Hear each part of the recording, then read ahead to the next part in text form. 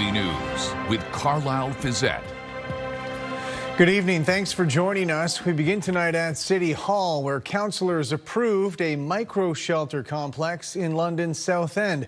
With more on the facility and how it will operate, here's Jerry Dewan. I don't expect this to be perfect, but I do think that we have to do something. Mayor Josh Morgan championed the project that will see 60 modular units constructed near the intersection of Wilton Grove Road and Cheese Factory Road. The site will also include a trailer that will house washroom and laundry facilities. There will be security and staff to support the residents at the site. But the speed with which this project came together means there are still a number of questions to be answered. We've heard from a number of frontline agencies, community experts, outside experts, other municipalities that have shared their thoughts and obstacles that we need to overcome, including how we design the space, how we create space for all sorts of people. The city is committed about $7 million to establishing and running the site, with the money coming from a recently announced property tax surplus. The plan passed unanimously, but Councillor Susan Stevenson continues to raise concerns that the city will end up being tied to maintaining this site or something similar to it, and that will become an ongoing cost to taxpayers. It feels like it's contrary to the policies. It's contrary to, again, the taxpayers that I listen to that are on the brink of homelessness themselves. City staff say the micro-shelters will be on city-owned property acquired for industrial development, which gives the site a 2-year window. So this would then either be direction through 2027 budget amendment or the next multi-year budget to look at what the next phase looks like. Community and Protective Services Committee Chair David Ferreira says the next discussion may not only be about relocation, but about expansion based on ongoing housing pressures. He and others around the council table say there has to be a more sustainable approach to the issues, which would include input from the province. I would love to see us not have to use the micro-shelter site. I would love to have that, but you know, the foreseeable future, I think we can all agree that that's probably not very likely. Morgan says the goal is to have most, if not all, of the micro-shelter units available by the end of the year. Jerry Dewan, CTV News. A sudden political announcement today in St. Thomas. Longtime local politician Steve Peters is stepping down after decades of public service. I'm tendering my resignation as a city councillor, effective immediately. I need to focus, and I want to focus on this, working on behalf of the Ontario greenhouse vegetable growers. Peters was first elected mayor 37 years ago at the age of 25. At the end of tonight's meeting, Peters told his colleagues his other job as chair of the Ontario Vegetable Growers has become too much to juggle. In addition to his previous mayoral term and his last 7 years as a councillor, Peters was also an MPP. Well, it's been a great run. You know, I have been a mayor, I've been a minister of agriculture, minister of labor, the speaker of the legislature, another 7-year stint on council. And for me, it's all about serving people. I've been passionate over the years about putting people first, and that's something that I will miss, because public service is something that's really important. I'll never downplay the knowledge that's in that man's head about the history of our community and things that have happened in the past. But what he also helped us do was put together a really comprehensive strategic plan for this city moving forward. Things that Steve Peters has touched will carry on with his legacy, you know, even after he's not sitting in the horseshoe working with us. Sarnia police are campaigning for a new police station. They've launched a dedicated website pitching their vision for a new building, which could cost upwards of $100 million. As Sean Irvin reports, debate on the cost and timing is already heated. It has yet to reach its 40th birthday, but Sarnia Police and its Police Services Board argue headquarters on Christina Street is past its prime. The deputy chief puts it bluntly. We are crawling over each other inside there. Among a long list of deficiencies cited are an improper firing range and forensic lab, hard to monitor jail cells, and poor building accessibility. The force says the situation is past the point of renovation or expansion. It wants a new headquarters. We can continue to sink money into this facility, but at some point, I think we have to do the thing that is the most efficient and effective and is best for the taxpayer as well. The price tag is expected to exceed $90 million. Wiersma acknowledging that number could climb once the station is fully outfitted. To date, only the potential location for a new police station has been approved by City Council, south of London Road. There are plenty of roadblocks in the way before any shovels hit the ground. While a pair of Sarnia councillors sit on the Police Services Board, opposition is substantial. Mayor Mike Bradley, a former board chair, is among them. He told CTV News point blank Tuesday, Sarnia taxpayers cannot afford it. Bradley claims a hefty immediate tax increase followed by an annual 10% tax increase for several years would be needed. Some members of the public have also raised their eyebrows, especially when an initial report suggested the current station could be upgraded for just over $4 million. But the police force maintains that report looked only at the building's structure, not the operational needs of the force in an era of rising gun crime and community outreach. We have outgrown this, so the opportunity to build a building with 30 years forward-looking is a great opportunity for us. Because I would rather not have to spend $91 million on a police facility. I wish we could spend it in other areas. But the reality is that we are going to have to do it. And if we don't do it today, we're just kicking the can down the road, and it's going to be more expensive. In Sarnia, Sean Irvin, CTV News. A major loss over the long weekend for a local family. Their minivan was stolen right from their driveway. But as Brian Bicknell reports, their bigger concern is what was inside the vehicle. Meet Winter. She is almost 3 years old and a bundle of smiles and laughter. She's basically a little Energizer bunny. But this Energizer bunny has had a rough start to her young life. The youngest of 5 children and an identical twin to sister Wednesday. Winter was born premature, diagnosed with intrauterine growth restriction, respiratory disease, a severe form of epilepsy, and a host of other medical issues that restrict her mobility. Yeah, she can't roll around in the yard with her peers. She's going to have to be held. You see, on the morning of Thanksgiving Monday, Kirsten, a single mom, made a devastating discovery. Someone had stolen the family's minivan from the driveway. All of Winter's special needs equipment was inside, including her custom-made wheelchair. Want your music? It breaks my heart. Something that we've worked so hard to get so that she can be with her peers and she can just do everything like everybody else, just sit there and play and be able to get around on her own, working towards mobility and using those wheels on her own.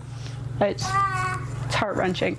Anybody with special needs child will know how difficult it is to just get the equipment, let alone how devastating it is when they don't have it anymore, when it's become a daily thing for them. Kirsten has already canvassed her neighborhood, hoping somebody might have some kind of security footage that could help.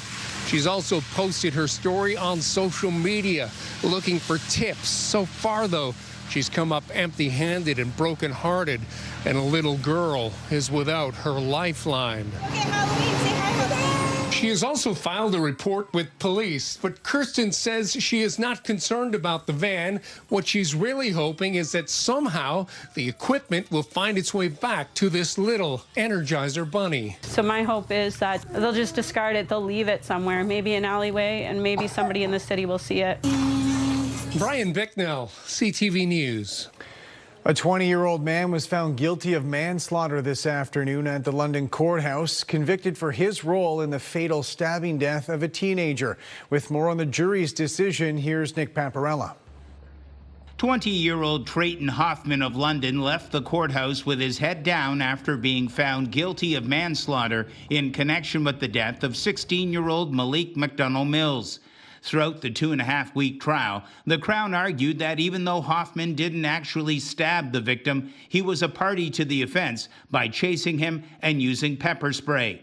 The jury took less than 4 hours to agree with the Crown and return with the guilty verdict.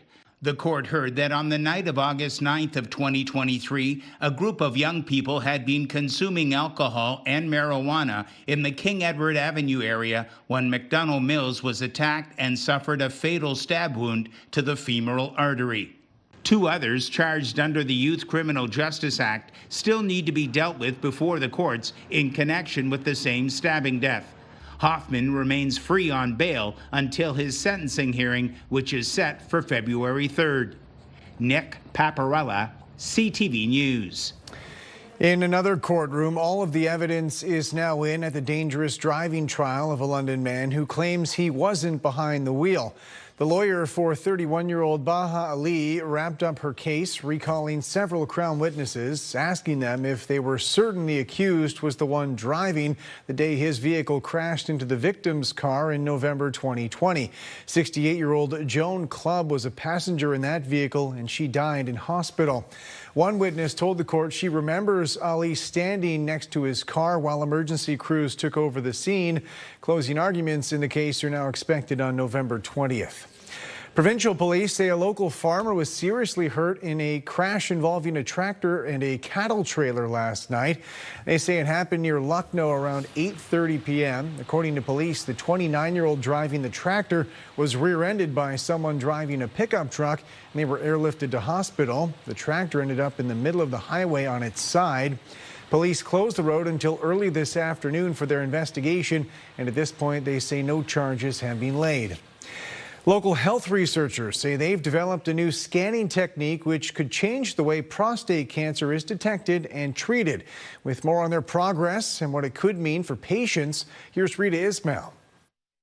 A Canadian research team is calling it a game changer. After 7 years and thousands of patients, a new study led by London Health Sciences Centre, Lawson Health Research Institute, and University Health Network shows an imaging scan called PSMA PET is significantly more effective at detecting recurring prostate cancer, and it's improving survival rates. One of the frustrating clinical situations we had was men who have had treatment for their prostate cancer where the PSA blood test, which is another test we have for prostate cancer, starts going up, makes us worried the cancer might be returning, but our regular scans with bone scans and CT scans really don't help us understand where the cancer is. They don't show us where the cancer is. So PSMA PET imaging was really designed to try and fill that gap. Researchers found it could detect cancer in 70% of patients, compared to just 10 to 20% with conventional bone and CT scans. Almost 90% of men whose cancer was found with this scan had their treatment plans changed, and those changes made a big difference. Those patients live longer than those treated using standard imaging. Really what the PSMA PET scan allows us to do is to tailor treatments to men's specific circumstances if we're worried about the prostate cancer coming back, so we can offer them treatments that are most appropriate to their situation. The technology was first used in Canada by the research team in 2016. Thanks to this study, the scans are now publicly funded in Ontario for men with advanced prostate cancer, marking a major step forward in cancer care. Rita Ismail, CTV News. London Food Bank officials are calling this year's Thanksgiving food drive a success, capping it off with a generous donation. The organization's directors say they were surprised this weekend when a donor came forward with an $85,000 contribution. They say it's a timely donation as several Canadian municipalities declared recent states of emergency over food security. You should see the people coming into the food bank or into the grocery stores, all sorts of different organizations, institutions, individuals, families, schools. It was wonderful. And I do think, though, that it's a sign of the times. You know, the reason why this generosity is like this is because the need is so great. Brent Leo, CTV News. Well, on top of the major donation, the 10-day campaign concluded with the annual turkey trot run through Springbank Park and expected to bring in more money and hundreds more pounds of food. Researchers in Huron County say local waterways are increasingly subject to wild swings in conditions. Scott Miller has more on the human impacts for our vulnerable ecosystems. Couple in there, maybe. Yeah. Researchers with the Maitland Valley Conservation Authority are literally walking and studying hundreds of meters of rivers and streams to find out just how badly humans are impacting the environment. We're lowering the numbers of creatures that live around. We are introducing different creatures and plants that are they really throw things out of balance. This is the second year for the Aquatic Health Assessment taking place in the Maitland Valley watershed. Things like Water flow, oxygen levels, fish and bug health, tree cover, even riverbed geometry are being documented. The study has really highlighted that you know, we're going from extremely low water conditions in the late summer all the way up to extremely high water flood conditions, and it's just ripping our streams apart. And it's not the fish and the bugs, they aren't able to live there. While there's some very basic provincially mandated annual water testing that takes place across the province, this level of on-the-ground, in-the-river research simply isn't happening in Ontario, says Guthro. There needs to be a move back to primary ecosystem sciences and to have community science that's done on the ground, that's held by the community. It's not held away from the community, it's not held in a provincial database, but it's ours. There's a real lack of data for a number of different reasons, but we've recognized that gap and recognized that we do need some actual on-the-ground data to help us figure out some answers to some questions that we have. So there's a male, and those are breeding colors. This research is being made possible largely from private donations through the Maitland Conservation Foundation. It's vital work, Guthro believes, will provide baseline data for current and future generations to understand what's actually happening in the region's ecosystem. We have a lot of pressures coming in. We want to be able to catch those before they become major problems. Near Wingham, Scott Miller, CTV News. Still ahead, Nobel recognition. Former Western professor earning the prestigious prize for economics. 5K a day is back on 97.5 Virgin Radio. Listen to Jeff KP and Backstage Ben for your chance to win $5,000 every weekday. 5K a day. Virgin Radio.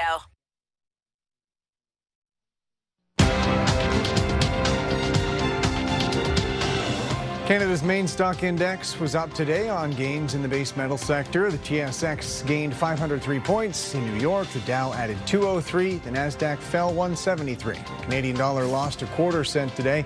On commodity markets, gold gained more than $30 an ounce, and oil dropped 79 cents a barrel. International leaders say the ceasefire in Gaza is holding, but there's uncertainty about next steps. Hamas authorities have not yet delivered the remains of 24 hostages, and they're reportedly regrouping their military resources. With more on today's developments, here's Heather Wright.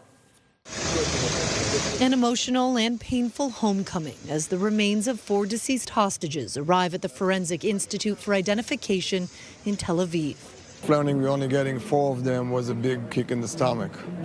Rotem Cooper's father, Amiram, was 85 years old when he was kidnapped from Kibbutz Nir Oz on October 7th. He was killed in captivity. His body is still in Gaza. Families were aware that all 28 deceased hostages would not be returned yesterday, but they hoped they would be able to give more proper burials. It's very clear that Hamas is playing games, that Hamas is not really cooperating, is not really in good faith. Hamas has said it will take time to find all the bodies as they aren't sure where they are all located. Late tonight, Israel announced Hamas would release more remains. Their identities not yet known. In response to the delay, Israel said today it will delay the reopening of the Rafah border crossing into Gaza and reduce the amount of aid allowed in. By how much and for how long is not clear. In Gaza City, bulldozers cleared piles of rubble today, a first step in allowing people to return. But with limited equipment and an estimated 84% of the enclave destroyed, according to the UN, it will be a lengthy process. We don't have enough equipment, enough loaders or bulldozers to carry out this work. As Gaza begins to rebuild, questions remain about the durability of this ceasefire and the future of the enclave where Hamas has been trying to reassert itself in recent days. This video, reportedly taken in Gaza City, shows Hamas fighters rounding up several men in a circle and shooting them. The bottom line is this really a peace deal, or is this only a hostage release deal plus a temporary ceasefire? It's still unclear, but I'm fearful that it's more the latter than the former. Today, the United Nations put a price tag on how much it will cost to rebuild the enclave. $70 billion, with at least $20 billion needed over the next 3 years. Heather Wright, CTV News, Tel Aviv. Good evening. We will see increasing amounts of cloud cover overnight. A weak front is dropping in, a slight chance for a very isolated shower as we head into your Wednesday morning, although the probability on the lower end at just 30%. 8 to 9 degrees Wednesday morning, cloud cover holding first thing, but by 9 o'clock we should see some breaks of sunshine. Thanks, Lynn, for this cute photo of Stella. If you're heading out for a walk with Stella in the morning, that'll be quite pleasant, although overcast. Sunshine on the way heading into the afternoon. I'll have your local forecast next.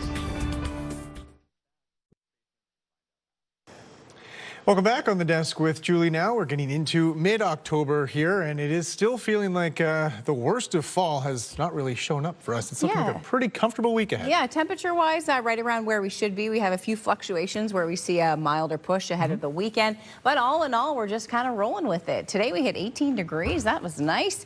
Parts of southern Ontario, though, close to 20 this afternoon. 15 degrees is what's normal for this time of year, so we were close to normal, coming in once again a bit above. We will see increasing amounts of cloud moving back in overnight. A weak cold front slumping its way through, so there's some moisture there. About a 30% chance of a very isolated shower. Overnight, we'll dip down to 8 degrees in the Forest City. Near Lake Erie and Lake Huron, 9 to 10 degrees. Winds will be light and variable, but as we head into tomorrow out of the north. This is our weak front that's slowly dropping in. You can see not a whole lot with it. High pressure will build back in on its heels, and that means we're into some sunshine as we head into tomorrow mid-morning, early afternoon. So skies will quickly clear back out and some sunshine on the way. Looking good heading into Wednesday afternoon. Next opportunity for rain will move in Friday night. And the weekend at this point is looking, unfortunately, unsettled. We do have some showers on the way and we'll be dodging rainfall this weekend. And we could see some measurable moisture. Now, it's been extremely dry. If you talk to most farmers, they'll tell you just how dry it's been. So in terms of looking for a bit of rainfall and some moisture, we are expecting that this weekend. 15 degrees, the forecast high for your Wednesday afternoon. We will start to break out 9 to 10 a.m. and then a mix of sun and cloud taking hold. Over the next 7 days, lots of sunshine Thursday and 18 degrees on Friday with a mix of sun and cloud. Friday night, showers moving in and then a break. Saturday morning looks dry, but by Saturday evening, another round of rain coming in. Saturday into Sunday look quite wet.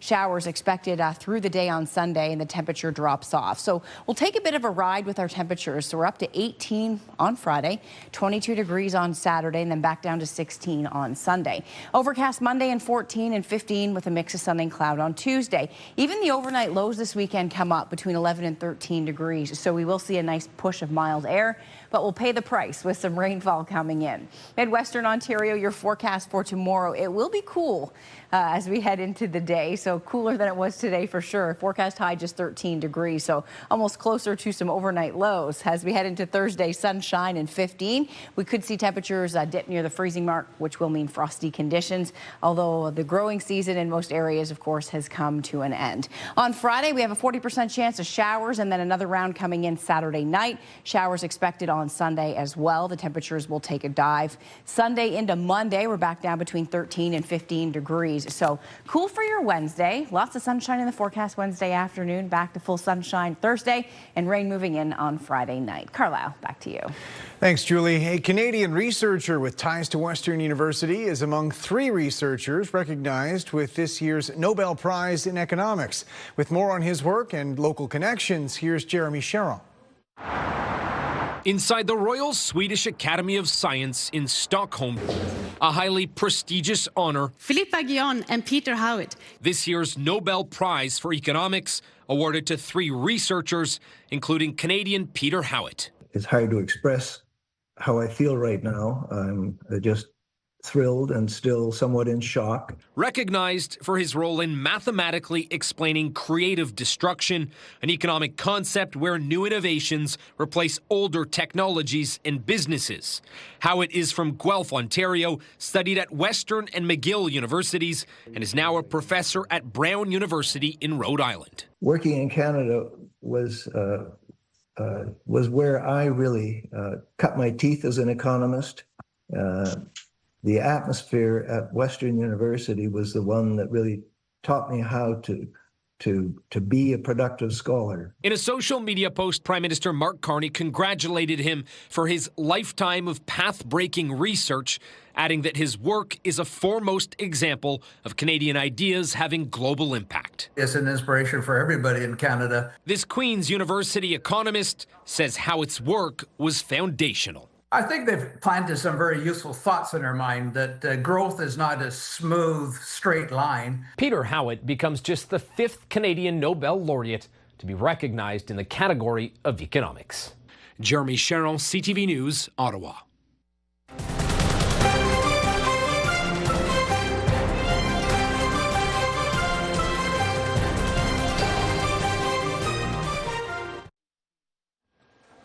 Finally tonight, the 170th Dorchester Fall Fair. Thousands of people converged on the small town this weekend, enjoying the rides, music, and all the agricultural festivities. Brent Lale reports.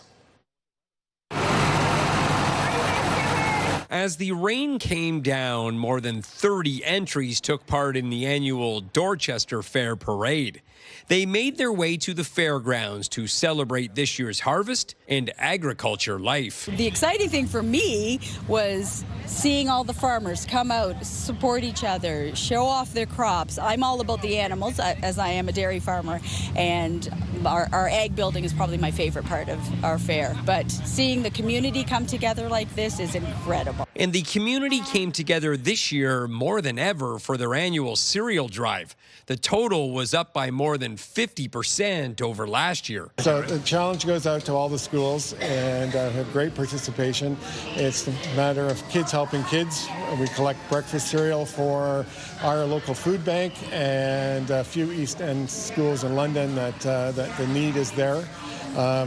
Currently, we're probably close to 25,000 boxes of cereal that have been raised over the last 21 years. The cereal drive is the brainchild of former fair member Daryl George, who passed away recently. It's just amazing what people will do, and we're here as an avenue to put it all together and get it out to those who need it. Making the rounds at the fair is Ambassador Kyla Lewis. I've lived in Dorchester for as long as I can remember, so the fair and the communities are always held a special place in my heart, from watching the parade as a young girl to participating in the 4-H shows and touring all the wonderful exhibits that we have going on at the fair. So just really wanted to represent my community and show my passion for it. Lewis adds she's also seeing a change in those attending. As Dorchester grows, it's great to see more diversity at the fair and just see more people out. Brent Lale, CTV News.